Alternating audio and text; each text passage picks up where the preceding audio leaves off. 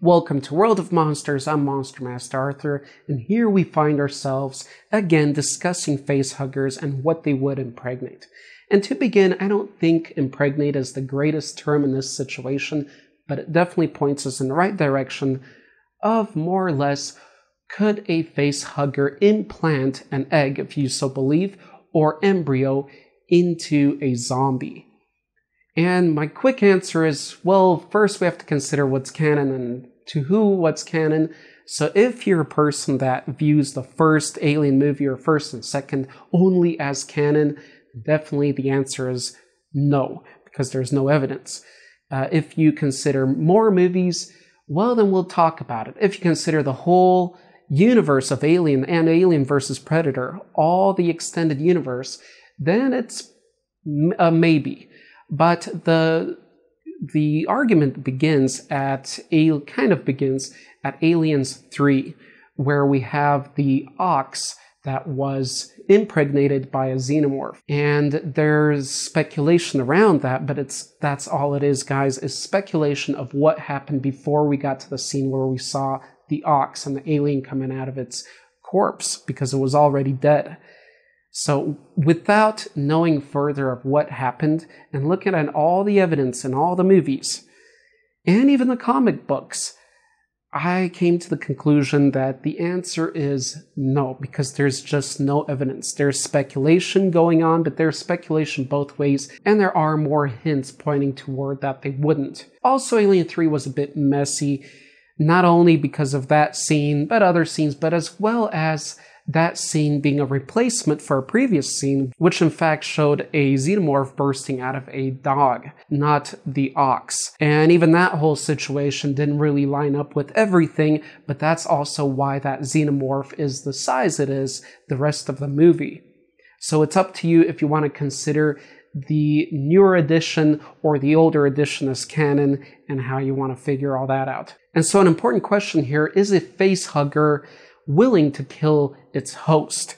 And we also haven't seen any clear indication of that.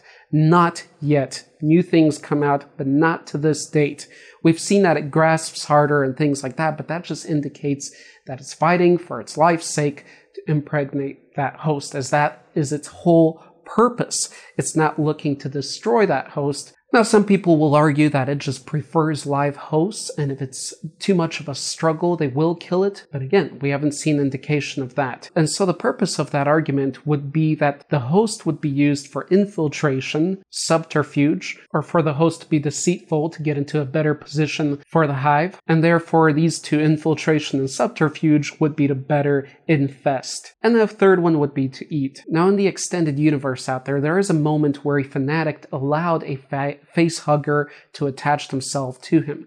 But after being shot, the facehugger let go of that person and went after a living person. So this kind of proved that it definitely, for one, prefers a living host. And again, it disproves any evidence that it latched onto a dead host. There's actually more clear evidence of xenomorphs feeding. So now we can move on to the next question, probably the main question, right? Which is whether a facehugger would impregnate a zombie. And first of all, the question is, would it be able to attach itself and go through the process with a zombie, with the zombie's mouth still moving, biting, and all that? Considering that the facehugger is set to use its tail to choke its victim, and then uses one of its proboscises to just allow the victim to breathe enough to stay alive. So of course the zombie wouldn't need this and would stay activated and would stay aggressive and would keep moving. So obviously there would be a fight, and we would have to consider the strength of the zombie and the facehugger and all that. But let's back up a little bit and ask the question whether it would want to attach itself. Again, if the answer is no to a dead being, well, then we have to consider what a zombie is. With all the zombie universe stuff that we've ever seen in movies, we know that the zombies in those universes are dead. Their cells are dead, their tissues are dead, but they are in some way animated. And that some way is often like a curse. It's a mystical reason. It's when we don't have a clear-cut answer for it scientifically by human science, we call it magical reason. So in this case, we have an unknown reason why the zombie is animated. And by that reason, is that reason enough for the facehugger to be aggressive toward the zombie? Or would it ignore it as a dead-celled tissue moving about in some way which it wouldn't care about? But what if it sensed something? What if it has another sense that we as humans don't, and with our technology, that magical aspect, to sense that magical aspect that animates that zombie, and therefore the facehugger would see it as a target? Of course, who knows? That could be a possibility. It's up to the lore, right? All in all, I would lean more towards saying no, that the facehugger would not be interested, just looking at the different kind of facts that we could gather from these from the different media that show these things. But let's skip forward now. Let's skip forward that the facehugger did find an interest. It did actually grasp the head. And let's say the zombie was in some way restrained. Maybe through one of those cocoon-like situations, or whatever situation it is, it just got restrained, and its jaws from damaging the facehugger, and the facehugger was able to implant the embryo. Let's say that happened. The question now is whether the embryo could, in fact, develop within the zombie. And this is different from the necromorph, because the whole innards of the necromorph are totally altered by the time it becomes a necromorph. A zombie, we can know that the anatomy inside is like ours, as long as it's all there. And of course, it's going to be different in hardness and activity, but it's still going to be in the same place somewhat, for the most part.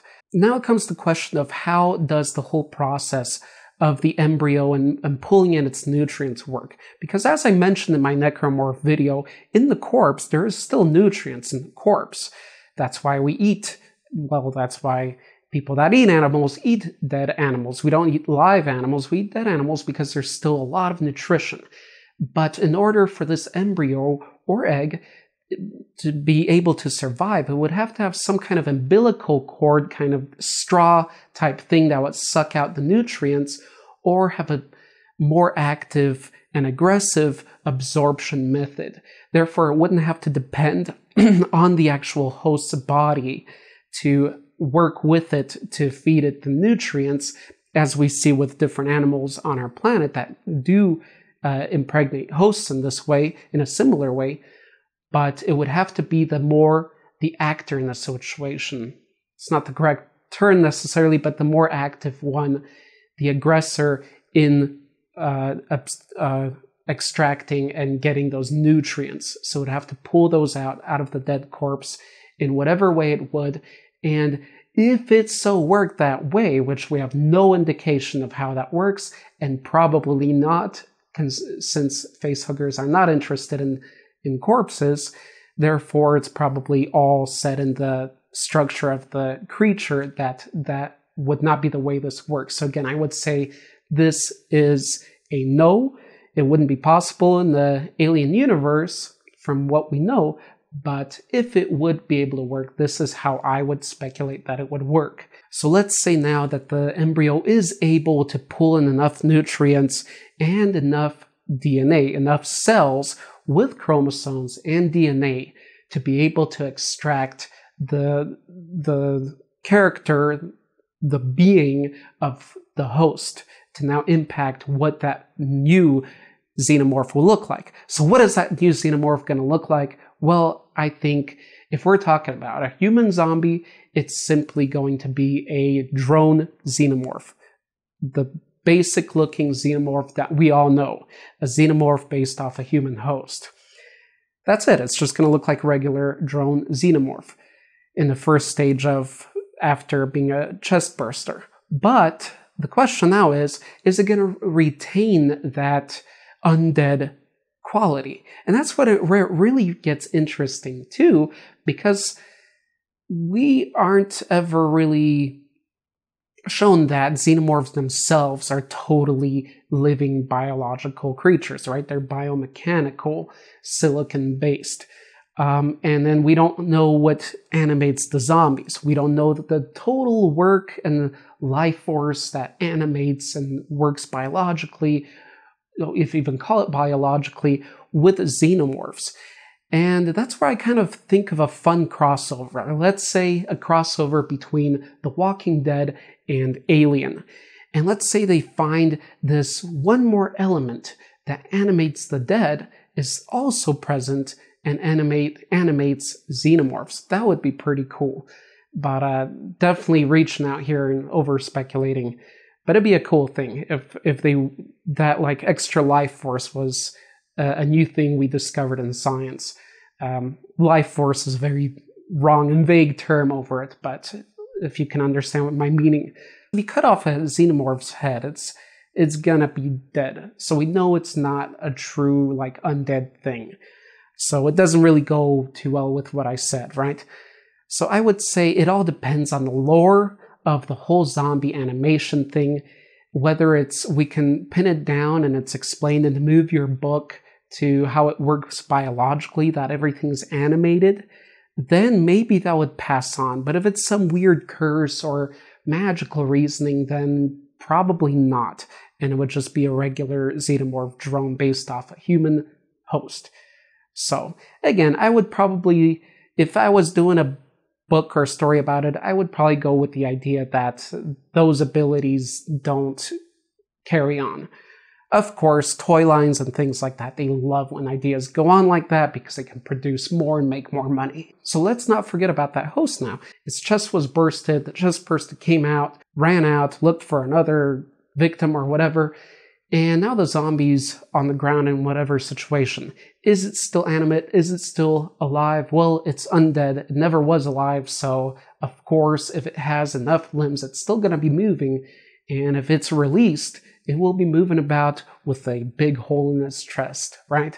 So we know that the chest burster doesn't damage probably enough of the back, so the zombie will still be able to stand up, right, if it did before and all that. So the zombie will carry on with a new baby out there. And hold on before you go, I bet some of you are waiting for this. Could a zombie be egg-morphed? And again, looking at all the evidence and the cutout scenes, I would say that the answer to that one is a more clear yes. That a zombie could be cocooned up and shifted and morphed into an egg, which later would produce a face hugger. If that's what comes out of that egg, I believe so. It's a face hugger, it's not a chest burster or xenomorph.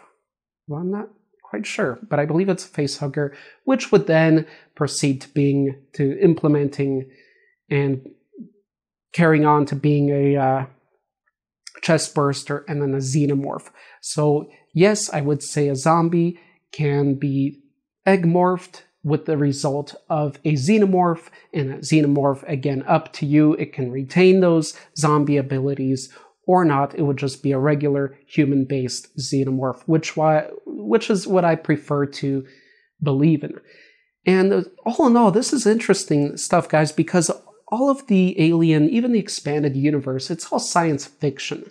Zombie stuff, on the other hand, is quite a bit more fantasy. And this is where you can see sort of a line between science fiction and fantasy for those of you that are wondering what's the difference. And so that's why it's an interesting question, and it's great. There's no actual real answer to it. But to those questions and looking through all that, let me recap. Overall, I would say that a face hugger wouldn't have any interest and would not impregnate or try to impregnate a zombie. And if there was an attempt for this to be done experimentally by scientists, I think naturally that embryo wouldn't have that capability, hence the face hugger isn't interested in such things. So no to that question, and also no to the question of whether a face hugger would be interested in a dead body as well. But as far as egg morphing a zombie goes, I would say there's a good possibility of that, so yes. And this is, again, according to a lot of stuff out there and quite a big forum discussion on it, so I'm just trying to save your time before going there. But again, we got to depend on evidence, not just speculation. We got to depend on evidence and what there are more hints at as there is not always total evidence, but there are more hints, and that has repeated in the direction that I have spoken here today. Guys, if you want to find us anywhere else on the internet, just look up, if it's Instagram, Facebook, whatever, World of Monsters or World of Monsters TV, one word. By the way, our group at Facebook has been awesome, very active. I love these guys, and I love all my viewers here. So until next time, keep thinking about weird, monstrous stuff. Good night, everybody.